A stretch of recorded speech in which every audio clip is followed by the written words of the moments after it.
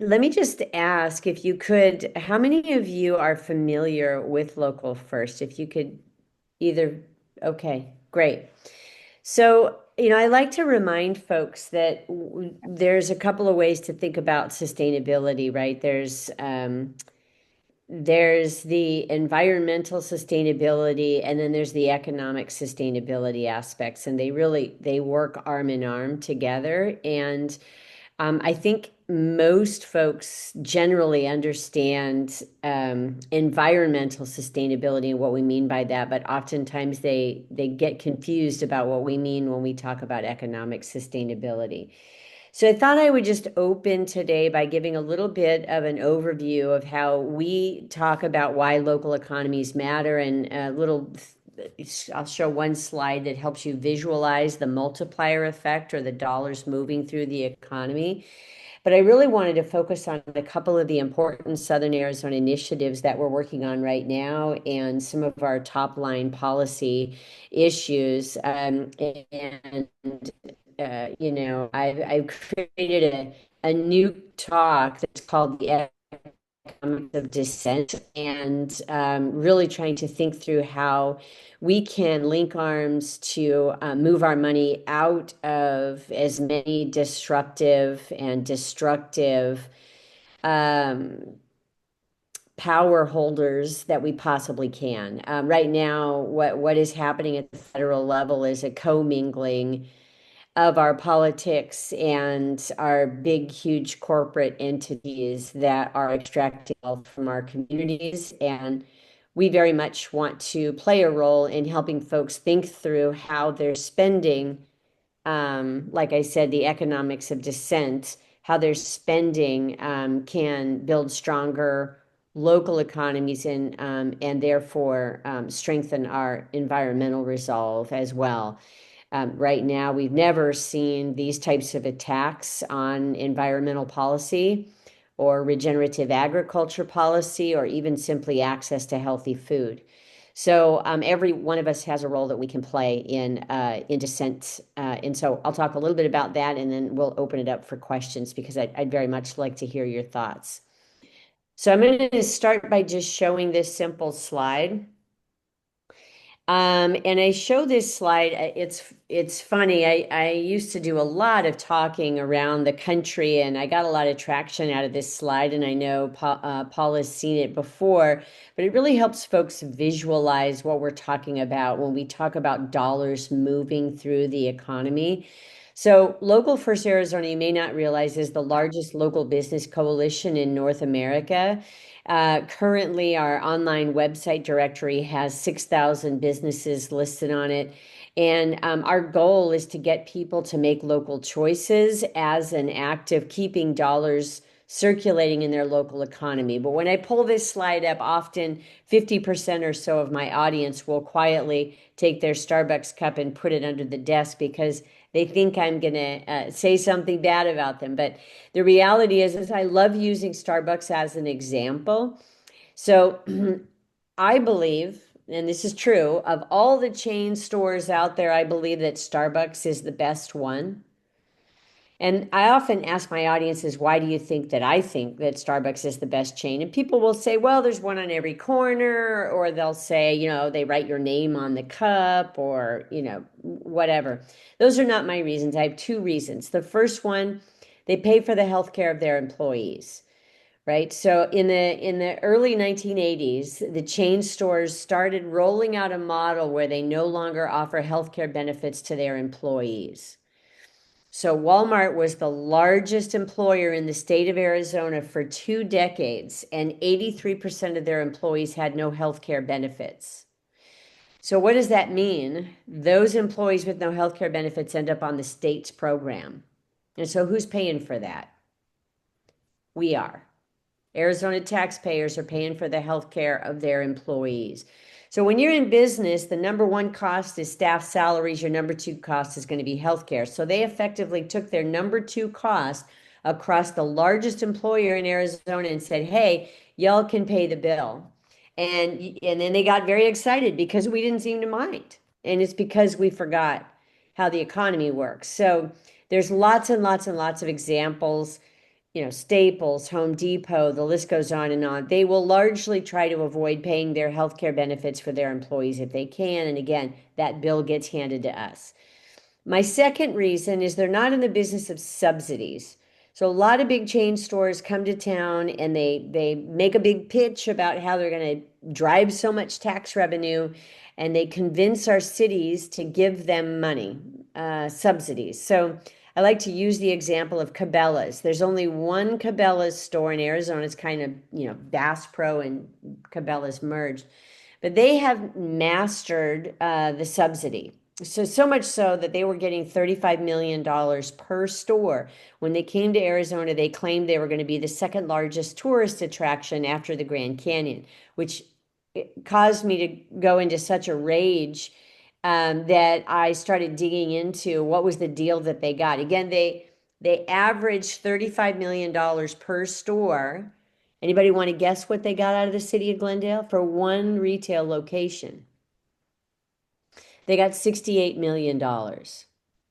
Okay, and so what that was is a combination of free land, free infrastructure, so streetlights, sidewalks, everything that a developer of a project that big usually pays for themselves. Glendale paid for that. But here's the kicker that I want you to be thinking about.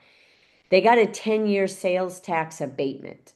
And that means that you go in and buy your tent or your fishing tackle or whatever, you pay your sales tax. They get to keep it and add it to their bottom line. And so effectively, they're pulling money out of our parks, our libraries, and part of that money goes to education, part of it goes to transportation, fire departments, right? So people scratch their heads and go, God, these stupid cities, why isn't the library open in the evenings anymore? Well, I'll tell you why.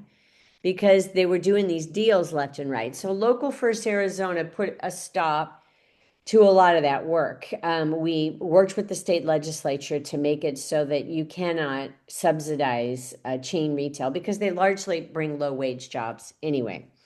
So back to the slide. My two reasons that I think Starbucks is the best chain out there is because they pay for the healthcare of their employees and they're not in the business of subsidies. They just show up the old-fashioned way and do business like the rest of us.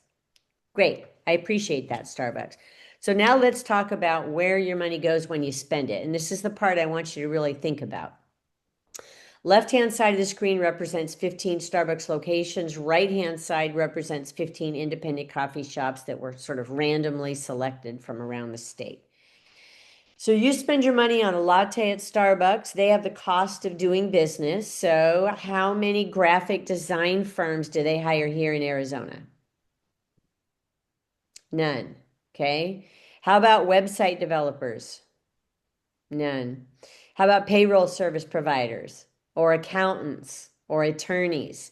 Right? You get my point. It's a long list. Those are business to business jobs. They're called secondary jobs because that represents the second time the dollar is moving through the local economy. So if you look on the right-hand side of the screen, you got 15 independent graphic design firms, 15 website developers had a gig or a client, 15 bookkeepers. Think of it like a hacky sack, right? The ideal is that you're taking it and you're kicking it to somebody else who's running a business and taking that dollar and kicking it to somebody else and somebody else. And that's dollars recirculating through the local economy. So now we can talk about the tertiary dollar when, let's just say, the janitorial supply company keeps the accounting firm clean and the accounting firm is only here because the local businesses hire them. So the dollars keep moving through the economy. Now, in the Starbucks model, we could have 100,000 Starbucks locations and they're still only going to have one graphic design firm, and they're in the state of Washington.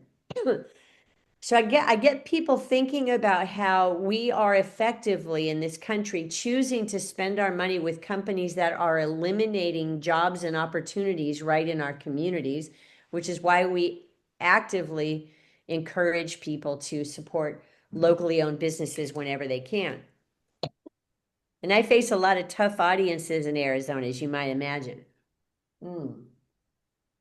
And excuse my cough. And so there's always one, grumpy person that'll say, well, that's just economy of scale. To which I will say, it is not cheaper to buy a latte at Starbucks. It just isn't.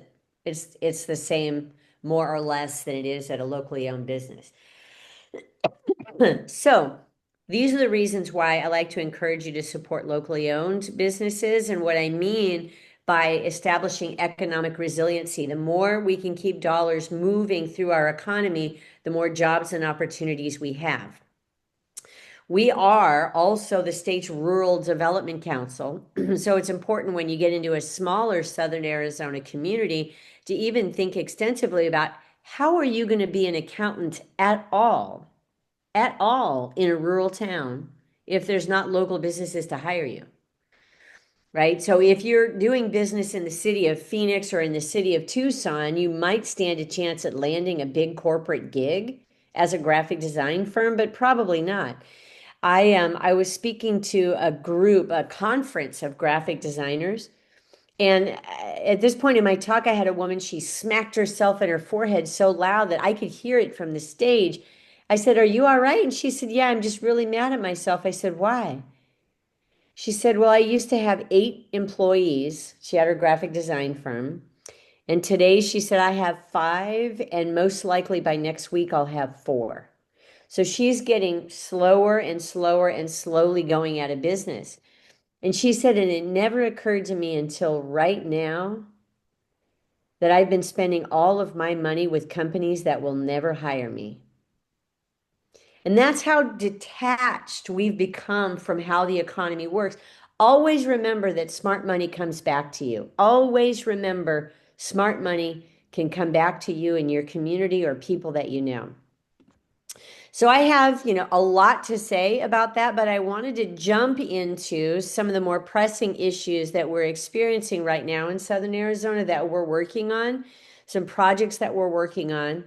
My goal in just touching on that was to get you to think just a little bit differently about how your money can be spent in ways that are actively dissenting from a federal government that is actively denying climate change and defunding all the research and development about how we may survive on this planet. And I think it's going to take a lot of pushing and a lot of dissent in order to move the needle.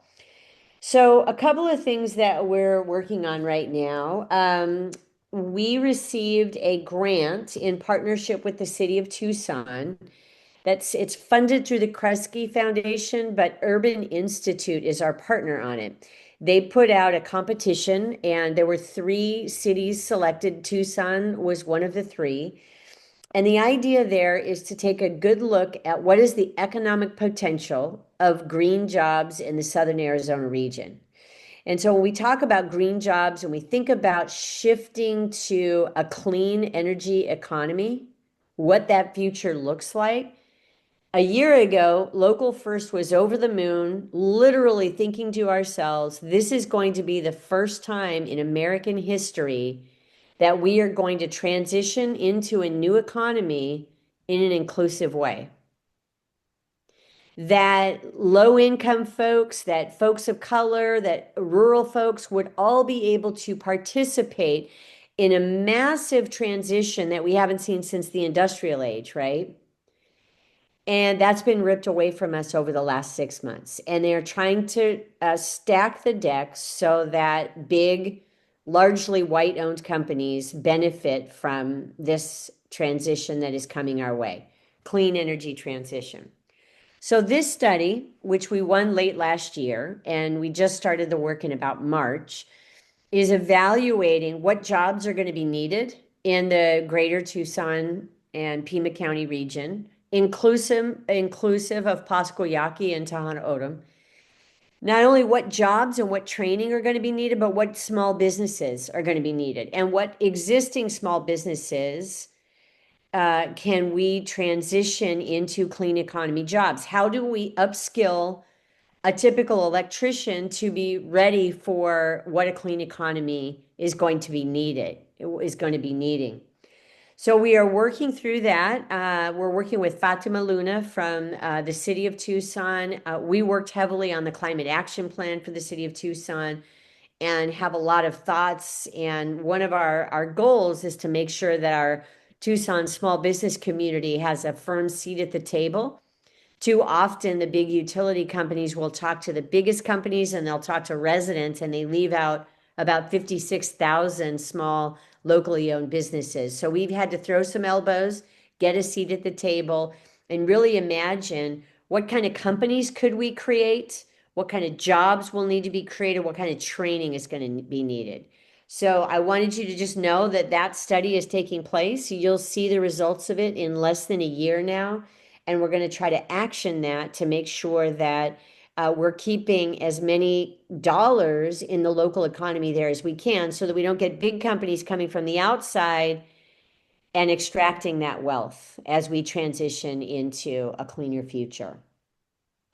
The next thing on my mind is data centers. It's on everyone's mind, but I wanted to just share my perspectives so that you can all maybe use your voice as well. You probably already are, but a lot of times people aren't thinking. I think what I saw, at least in the paper, reflected certainly the jaw-dropping amount of energy they take and certainly water usage. They've made a lot of progress, data centers have, on water usage, and no two data centers are alike.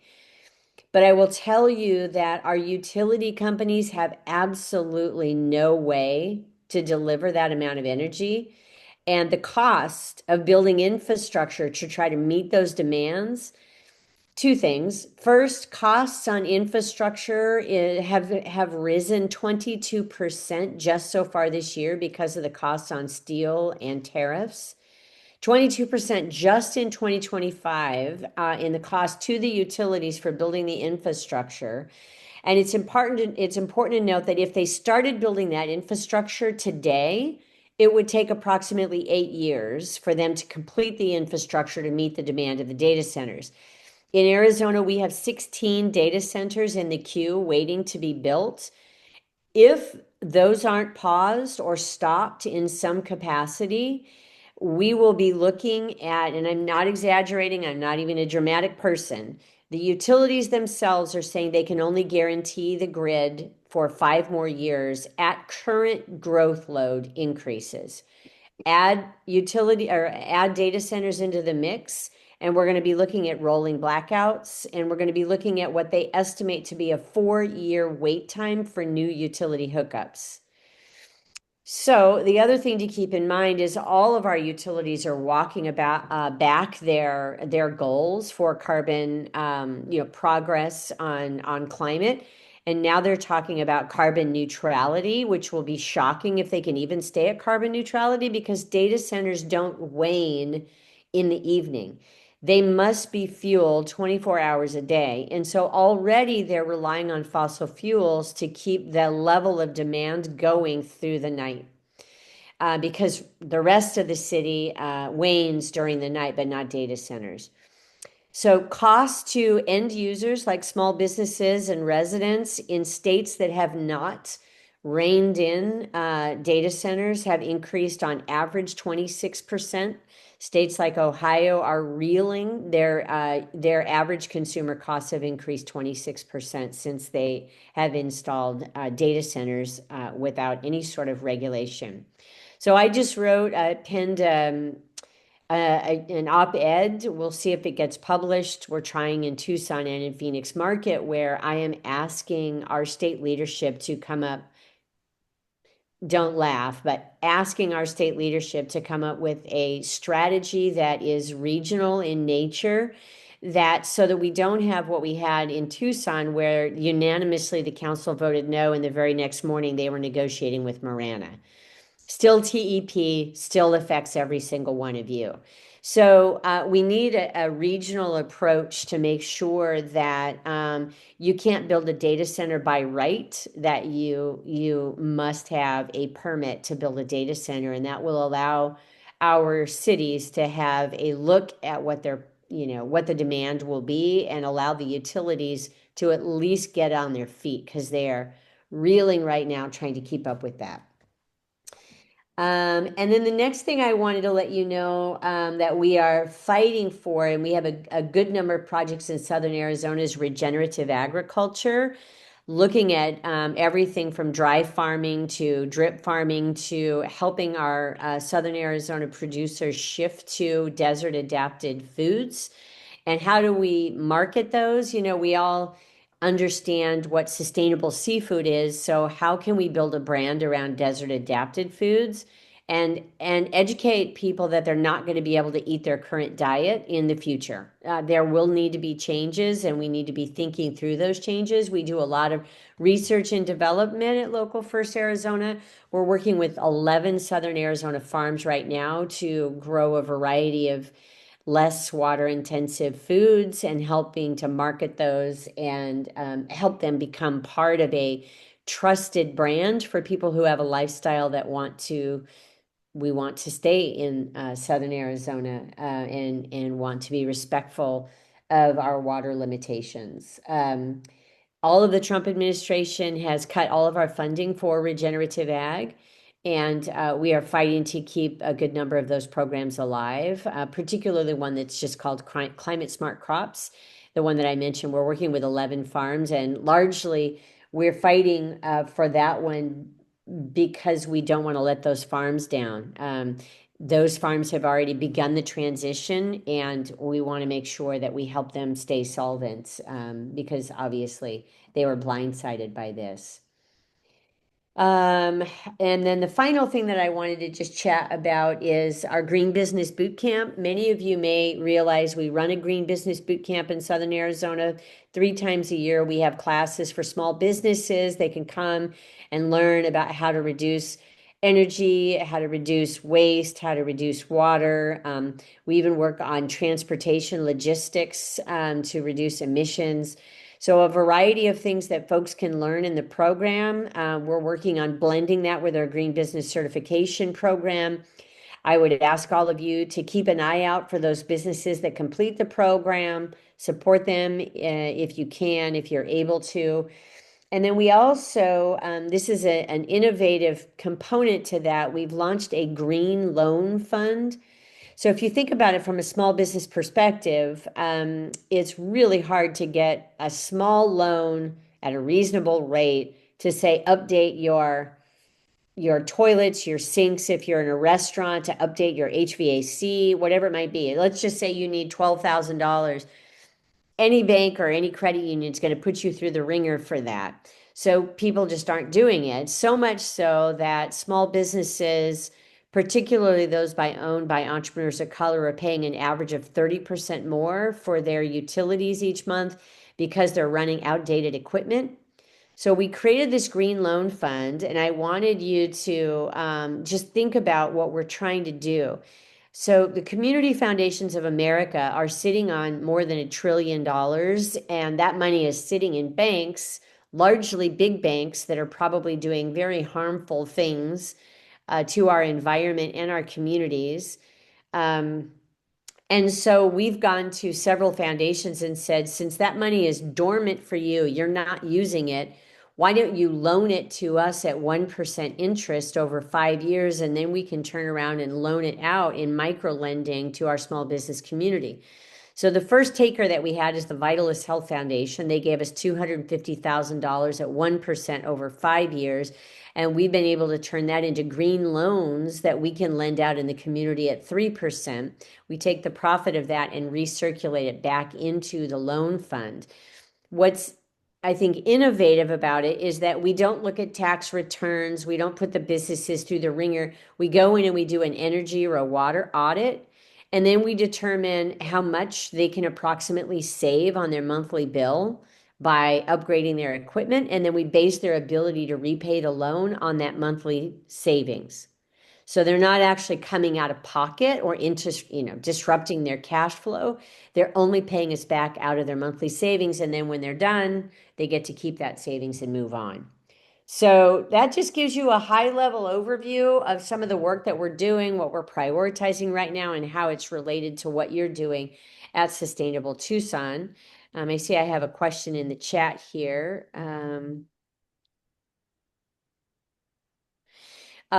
It depends really on how they're set up. We support a lot of greenhouses. It depends on what they're growing and how they're growing it. So drip lines in greenhouses can be very water efficient and energy efficient. But we work with a lot of experts that can go out and help folks set it up in such a way. We generally are very supportive and work with a lot of small farms that operate greenhouses. It really just depends on how they're growing. You can have a greenhouse that's very wasteful. But I would say most people, if they've gone to the trouble to do one, are doing it in a way that's very energy efficient and environmentally resilient. So I'm happy to answer any questions you all might have. Yes, Paula. Yeah, well, actually, I didn't need to raise my hand.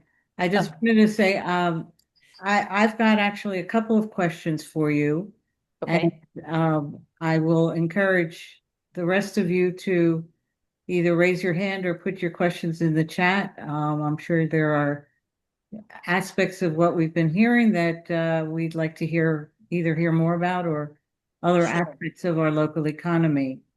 Um, but so I'll start a bit. What was it about Arizona that, and particularly what you were seeing as a business owner with businesses in Arizona, that led you to think local first was a needed concept to develop? And what did you hope to achieve in creating it? And has that, well, I'm sure that has happened, but Sure. So I didn't mention, so my background is I have a record store that I've had for 38, I'm going on 39 years now. Um, and in the music business, small local businesses have to fight to survive. The music industry, or Sony and Warner Brothers, were doing all these deals with, back in the day, Walmart, later Target, and later still Best Buy. And we always had to have a fight to have a seat at the table. So I got a firsthand kick in the teeth, just trying to survive and create a level playing field. And so that irritated me to the point that I put together a coalition of independent record stores around the country to fight for fairness. And then when I started having conversations, I realized, hey, this isn't my industry alone. This is every industry. Everybody out there is fighting against these big corporate deals and the sneakiness and the way they do things. And so I learned to fight back. If I have a record store that, as I mentioned, I've had for 38 years. I also have an art gallery I've had for 27 years. So my background is from the arts. And when I started doing this work, all of our bright young kids were leaving Arizona. I like to tell people I almost opened my record store on Fourth Avenue in the building where the Coyote War sideburns ultimately went in and was there for, nearly 30 years. But um, I got a taste of what happens in industries, and I also got a taste of what it means when people, in the 80s, Arizona was known as a chain store mecca. We were doing all of these deals to get these chain stores in here to homogenize our communities. And our bright young people were saying, I'm out of here. This place has no culture, it has no soul. And people still say that about Phoenix. I'm fully aware Tucsonans pretty much hate Phoenix, but we used to have two chain restaurants for every one local. And today the opposite is true. We have two local restaurants for every one chain. So we have been able to make a dent in fostering and elevating the culture and the fabric that is uniquely Arizona. I think Tucson and Southern Arizona still does it better. You always have. You've got a music scene. I mean, there's so many things that you have going in Southern Arizona that we don't have in the Central Core. But those were my goals initially, Paula, was to create a level playing field and create a voice for locally owned businesses. And number two is I wanted local businesses to get the credit for creating the culture and the flavor that makes people feel proud. I joke and I say, Chicago arguably has more hometown pride than any other city in America. The Cubs could lose for 100 years and not lose a single fan. And meanwhile, the Diamondbacks have a bad inning, and we're like, nah, I don't know if I want to commit. And that's because so many of us came from somewhere else. So we have to work harder here in Arizona, I think. Maybe less so in the Tucson region, but we have to work harder to connect people to our local businesses. You go to Philly, it's not unusual to see a company that's a third, fourth, fifth generation. Out here, it's jaw-dropping if you meet a second or third generation. And we've had to work hard to build those hometown the recognition and the pride that goes with that. Stephen. Yeah, along with the community pride and not letting big chains come in. So, for example, some communities have said, "Well, we don't want Walmart because they are coming in and outpricing everybody and driving all the local people out." But even when they do that, Yes. people do not seem to realize how to translate that into local businesses or to translate away from ordering online. Yeah. How do you fight that public perception? Well, it's the story of my life. And, I put a post up on social media. I snapped a photo of a double-decker Amazon train. It was just Amazon as far as the eye could see. And it was right at a time when Bezos was getting married and everybody was outraged about billionaires. And just put up there like, we're literally bankrupting our communities. There was a study the American Booksellers did that showed for every $10 million that we spend in locally owned businesses, we create and sustain 110 jobs. For the same $10 million we spend in chain retailers, we create and sustain only 50 jobs. But for every $10 million we spend on Amazon, we create and sustain only 14 jobs. And so we're truly bankrupting ourselves and creating that giant sucking sound to the billionaire class. So it's like, if you don't like billionaires, then stop supporting one.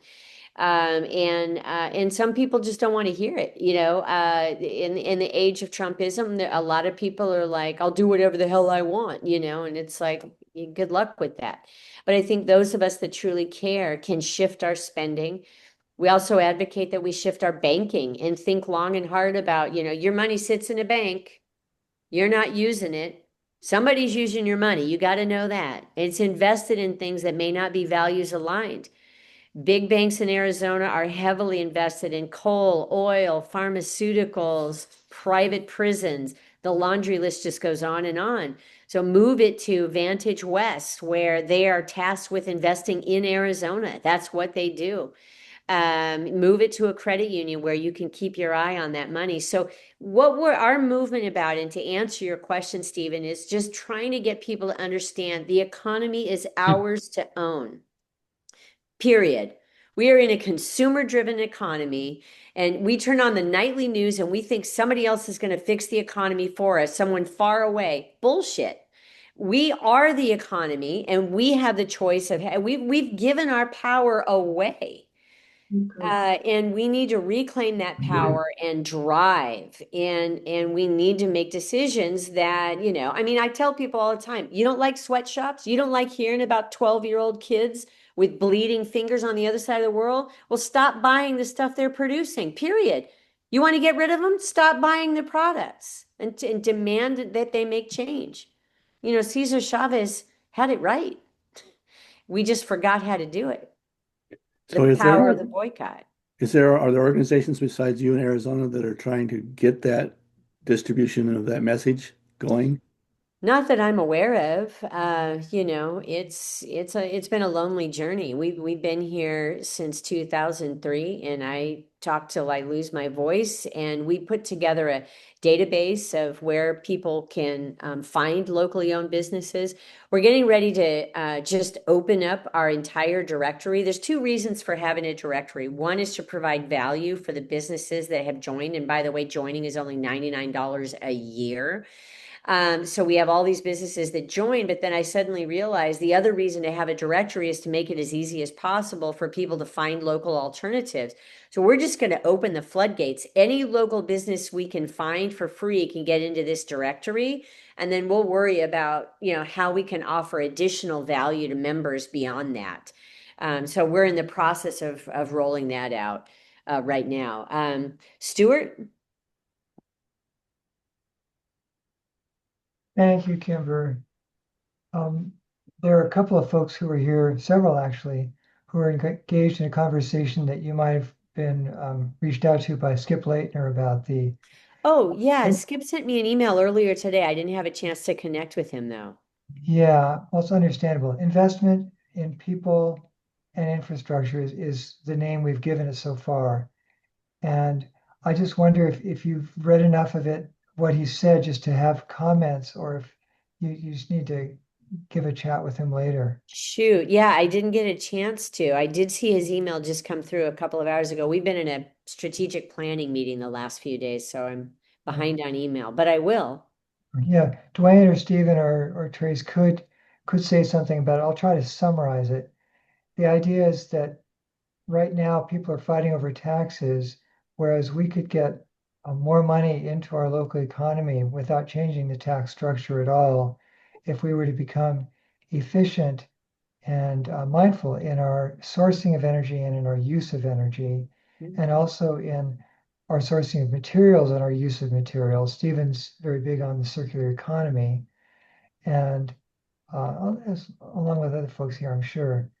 And Yeah. and by developing the workforce, and that's something that Trace has been especially working on in terms of getting green retrofits of our aging housing stock here. So Yeah. that's all bubbling up right now, and I just would love if now or later you would like to share some thoughts on that. Yeah, well, I think it's critically important. I think it's it's hard for people to comprehend how much wasted energy we have, right? In so many ways. I mean, Arizona is dead last in food waste. As just one simple example. I went and toured Martori Farms, which is the largest melon producer in the country, about maybe 10 years ago, and they were coming in from the fields and bringing these melons down, and two people were getting them off this truck. They're rolling down this, and they're examining them. If they had a flat side, they threw them over their shoulder, and about 50% of what was coming in was going over their shoulder. And they said, hey, what happens to those? And the guy says, oh, we do 7 tractor trailers a day. They just go to the dump. Does that just blow your mind? Just from a simple, let's not even talk about starvation. Let's not even talk about the entrepreneurial opportunity of creating fruit salad for kids. Just straight energy loss. Of 50% of what you're producing is wasted from a water and energy and a manpower, any kind of way. So Skip and I talked about that years ago, how that really opened my eyes to energy waste. And now just wherever I go in the world, I think about waste. So I think that's incredibly important for us to be thinking about. Yeah. So it sounds like something I would very much love to hear more about. And then we could compare notes with what Urban and Kresge are working on in Tucson as well, in terms of how do we meet the needs of the future workforce in Southern Arizona, because I think we need some help envisioning. I mean, sure, it's one thing to talk about what are the electricians of the future, but what are the jobs we haven't even thought of yet? Um, so yeah, thank you for sharing that with me, Stuart, and I'll definitely dig into it and circle back with him. Yeah. Yes. Trace, Paula. Yeah, sort of following along with what Stuart was talking about, there's um, a huge opportunity and incredible threat to all of the country, but specifically to Tucson and Phoenix. In Tucson, there are 200,000 homes that were built before about 1980, when there were major changes in building codes and technologies and stuff. And as such, we've got 200,000 homes that make up like 40% of all the homes in Tucson, and Phoenix has something similar. Every single one of them currently has a failed sewer line. 200,000 in Tucson, whatever the number in Phoenix is. They were built with cast iron sewer lines that were buried in the ground. And after 70 or 80 years, they're failing, every one of them. And we don't have anybody trained to fix old houses. And there are no training programs in the country to train people to just go in and fix a 1950s tract home. So it's an opportunity and it's a threat. And I Mhm. don't, you mentioned the research that you are working on now. There's 2 or 3 thousand jobs in Tucson that are needed for the next 20 or 30 years to fix our old houses. And Phoenix is in the same situation. And there are no training facilities anywhere. You can only train a repair person by repairing something. Yeah, the journeyman concept is critical there. There is a group, believe it or not, in Superior that's doing that work, but it's slow going. And then the Trump administration just yanked their grants. I think they're called maybe Regenerating Sonora. But it's very slow going. I mean, I think they had funding to do 4 homes and it got yanked. They've done 2 or 3 so far. So obviously not enough to move the needle, but I did want to tell you that there are some towns in Arizona that are trying to grapple with There's a that. cheaper way to do it than what they're talking about. The city of Tucson and Pima County have I think it's about $8 million a year apiece from the federal government for home repairs. Mm, hmm. If we, if my struggle right now is to get Pima College to pay any attention. But the city and county have uh, maybe 15 or 20 houses a year that they're doing major repair work on. And if we change the rules so that each of those contractors is training 3 or 4 people, we've got a basis for 100 a year currently, and we can go beyond that. Yeah. So what's interesting is, so we run the Northern Arizona Good Jobs Network. And so it's a 5 county project that includes 4 community colleges. And the challenge that we've had in getting community colleges to pivot has just been astounding. And there's a real problem there that, I'm not demonizing anyone. I'm just saying we need our community college partners to be more responsive. And I have a feeling we're going to experience the same thing with Pima Community College. It'll be very interesting if we can get engaged with sort of like, say, Pasquayaki Economic Development or some of the other job training programs to see if there's a way that we can work around them. Because I'm not, my experience is that community colleges are unable to pivot quickly. It's like turning a barge, right? There's just, I don't know what's happening, but it's not happening fast. Just something for us to all be aware Well, of. let's plan. I'll send you a note and we can talk about some of this stuff. Sure. Great. Thank you. You bet. Any other questions or thoughts to share? I sure appreciate your time and it's good to connect with you all again.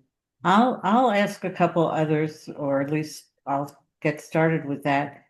You talked about agriculture in southern Arizona, and the regenerative agriculture program sounds really exciting. And as a ardent, ardent farmers market shopper, I'm always glad to hear about anything that will help support the small farms in southern Arizona.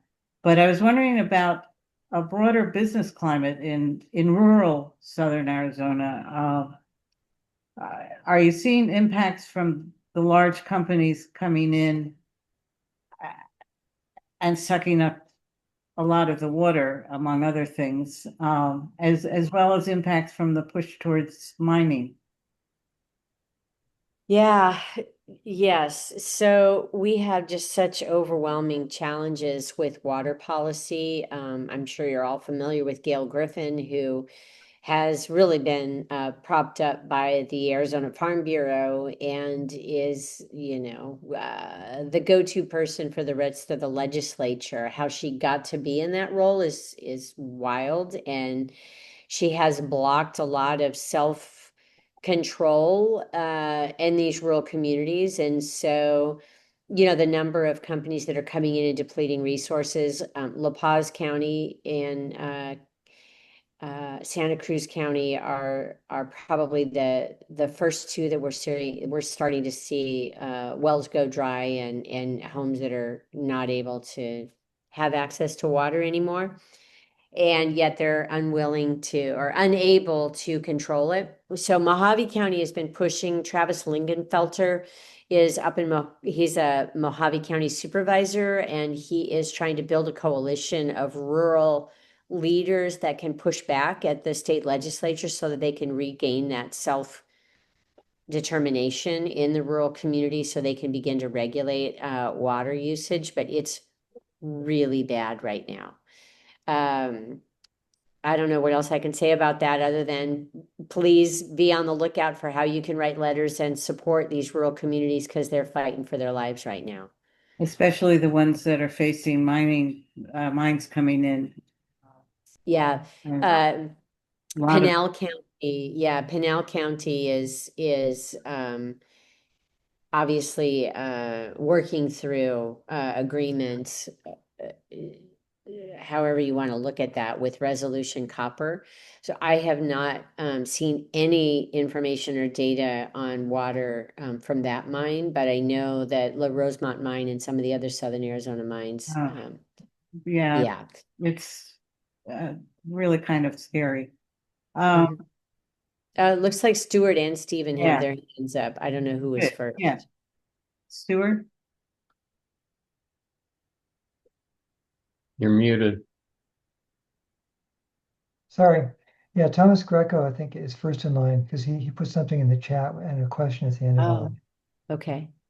Let's see. Yeah, thank you, Kimber, for your great work over these past several years. It's really amazing what you've accomplished. I've been working in the area of local economic development for 4 decades or more, particularly with regard to the exchange process. My latest book is called The End of Money and the Future of Civilization. And that's a very provocative title, and a lot of people don't take it seriously. How can we live without money? Well, I'm not talking about living without the exchange process. I'm just talking about living without the kind of money that we've been having to use since government and banks took control of it.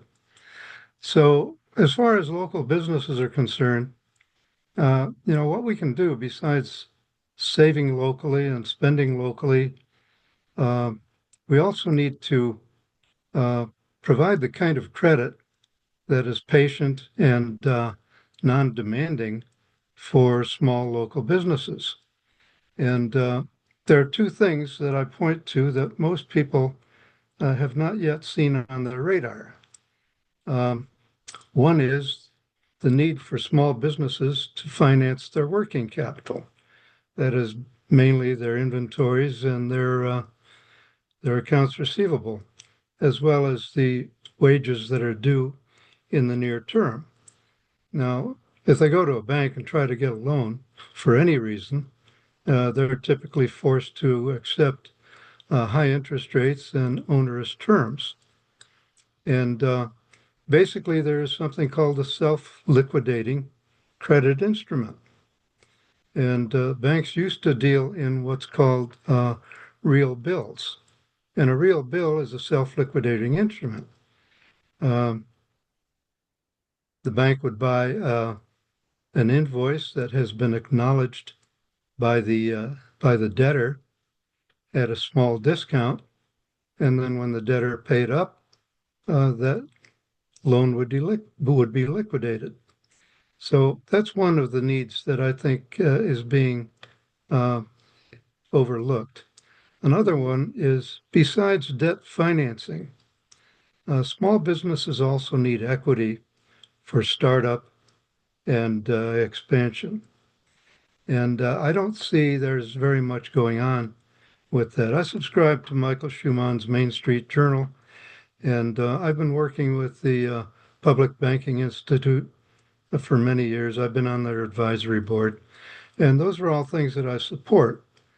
Uh, I need to point out that there are other needs that are being neglected that can really go a long way to uh, making our local communities, our local economies more self-reliant and able to compete with major corporations, big box stores, and corporate chains, what you were talking about a little bit earlier.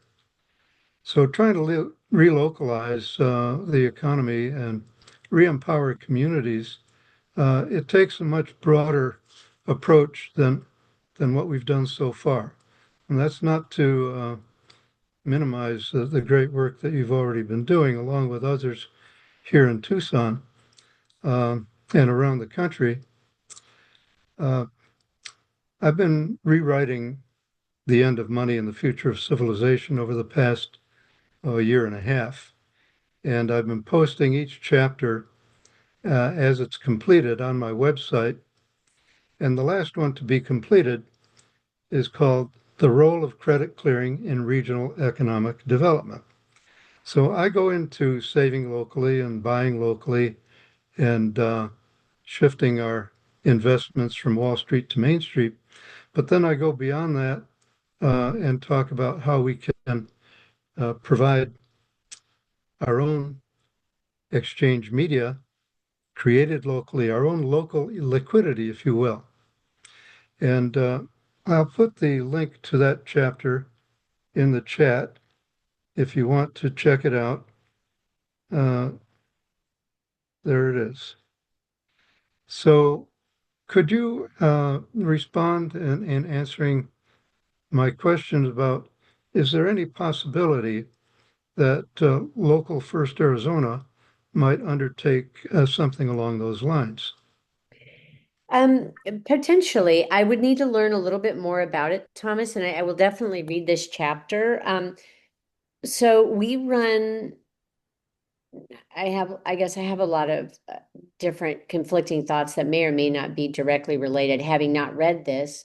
But an example on the credit. So we run and maintain 4 micro lending programs, and they are all funded in different ways. And I'm in the process of trying to create an aggregate loan pool that brings together for-profit capital, patient capital with grants and what I call dormant money that our foundations are sitting on, and blend it in such a way that we can create a loan pool at like 3%, for example.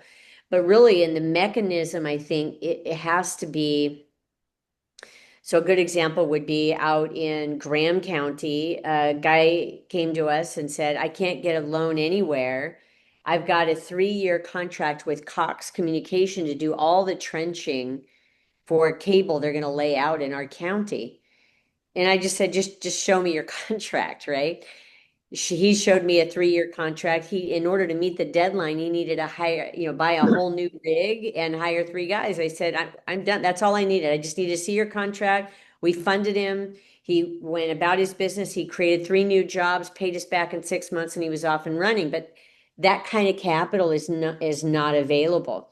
When Local First Arizona started, we had 91% of our money deposited in non-local banks. 76% of that money was just in Chase, Wells Fargo, and Bank of America.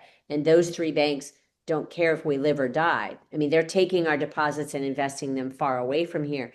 So I would love to learn more about what you're talking about, because we are innovating in the micro lending space. I also think, part of my economics of dissent is reminding people to buy secondhand and to barter. We've sort of forgotten about, those opportunities within our lives as well. And I think they're critically important to getting what we need without participating in this greater, more destructive markets. So it doesn't fully answer your question, but I haven't read it yet. Well, that's excellent. I applaud all of that. I'll finish with one last point. There is a credit commons. Credit belongs to all of us.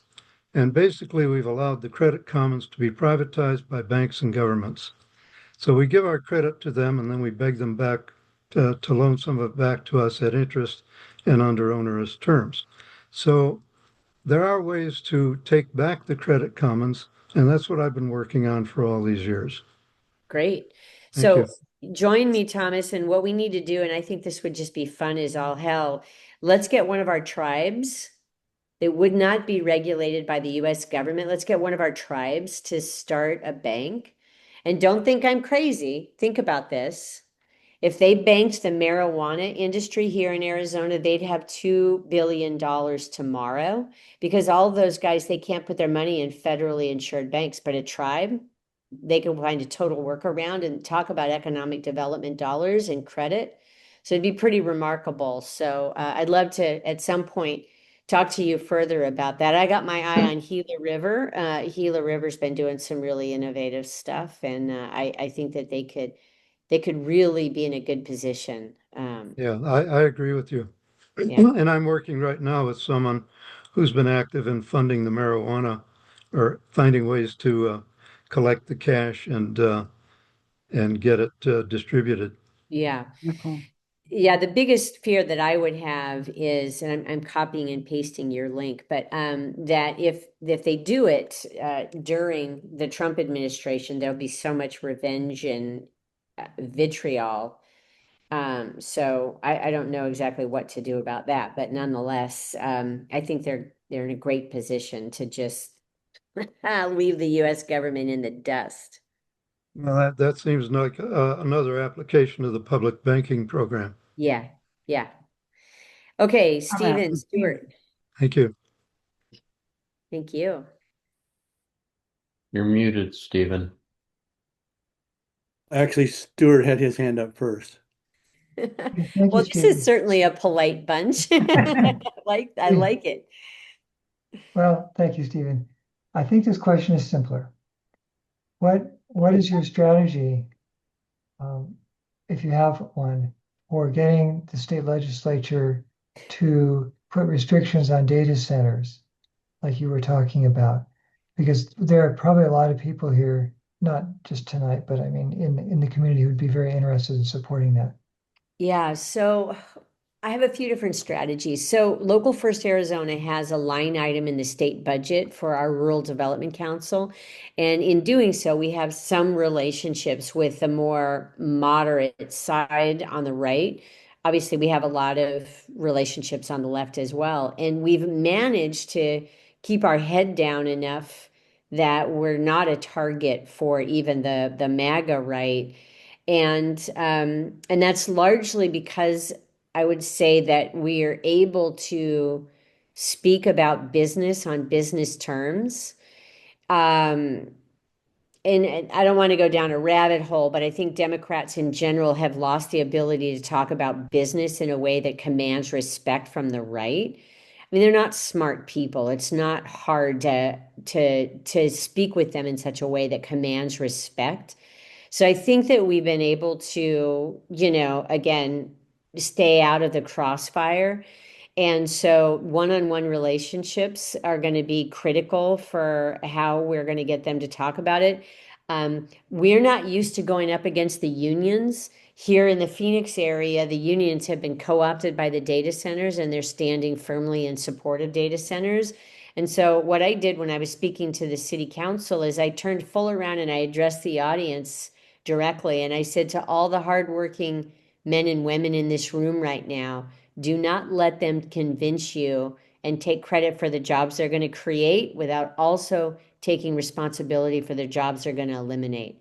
And then I talked about what does a 4-year wait time look like for a utility hookup and how's that going to impact growth.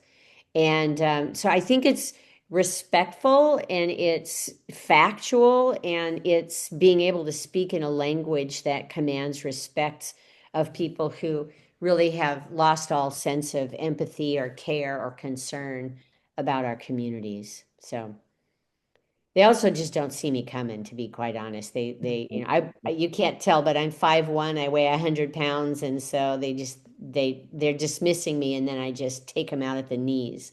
I'm always telling my friends, I got the ankles. I got the ankles. That's about what I got, but they don't see me coming. Stephen. Yeah, I just wanted to make a comment on your tying of infrastructure and the conservative side of things. I grew up in Nebraska, farm ranch country, and there's an interesting example happening now out in the Nebraska Sandhills. You don't get any more conservative ranch country than that. And there's a guy there who's changing his whole operation from uh, doing cow calf and selling off all the calves to feeder operations Hmm. to raising them on grass himself and selling them as grass-fed, high-quality beef. Yeah. Now, how's he financing that? He has 50,000 acres of land that's Wow. been over the last century and a half has earned him 0.5% of interest. Wow. Okay. So he's in a sense refinancing himself. He still has a tough go with cash flow, but I think that story, that kind of story, is very saleable to people on the business side. I try my best to keep my chops up. It is our reality in here in Arizona, and I have to be having these conversations on a regular basis. And so, for example, I'm a big advocate of criminal justice reform, and I don't talk about families that have been hurt or unfairness or anything related. I just talk about how much money we waste keeping people locked up because that's what they're going to hear. It financially is absurd that we're not giving folks an opportunity to work and earn a living. So you have to just choose your language and figure out how to navigate that. But I love this story. Speaking of land, that you just made me think that you may not realize that the person who's gobbling up more land at a faster rate than anybody else in the world right now is Bill Gates buying up land, farmland in America. Hmm. So, and one last thing I'll say about that is antitrust. We are fiercely fighting for antitrust laws to be enforced. In our food system, it is a national security issue. Again, I don't go in and talk about, oh, it's not fair that these farms can't compete. If I'm going to go in and talk to a conservative group, I'll say this is a national security issue. If I'm China, all you got to do is take out the beef supply. You got to take out two companies in America to cripple our entire beef supply. We only have four companies controlling 95% of the market now because they've just been able to gobble up and gobble up and gobble up. I mean, we're vulnerable. Our water supply is insanely vulnerable. So if you have those conversations, it gets their attention more than trying to tell the sad story, even though I feel those stories in my heart. That's not what I lead with. So, That's a really, that's generally good advice for um, talking to also, I think, doing advocacy with our legislators, which yes. is what I actually wanted to ask about. You talked about the data centers and the kinds of things going on in the state looking at them, but are there are there other policies or directions that the state government is going in that we should be aware of and maybe really um, push back on in terms of supporting our local economies? It's a whack-a-mole game down there. I mean, they're quiet right now, but oh my gosh, the number of scary bills they introduced in the last session, we had a scroll of all the bills that were harmful. So, yeah, when the next session rolls around, I'm sure there'll be lots of conversations, but it's interesting, I don't know if you've read the book Abundance, but it's pretty interesting looking at the layers and layers of bureaucracy and how they got to be there. And also, the left's implications in there are just as bad as the right's because I mean, I took a risk writing that we need to regulate the dreaded R word in the Republican circle, regulate the data centers. And I'll probably take a lot of shots for that, but I just don't see that we have any other tools. So Paula, it's constant. The state legislature did something here, that you all, all of us, with ADUs, accessory dwelling units, which I think is great, where it helps solve some of the housing issue. But again, you've got a lot of folks in our historic neighborhoods that are just going bonkers. They don't want affordable housing in their neighborhoods.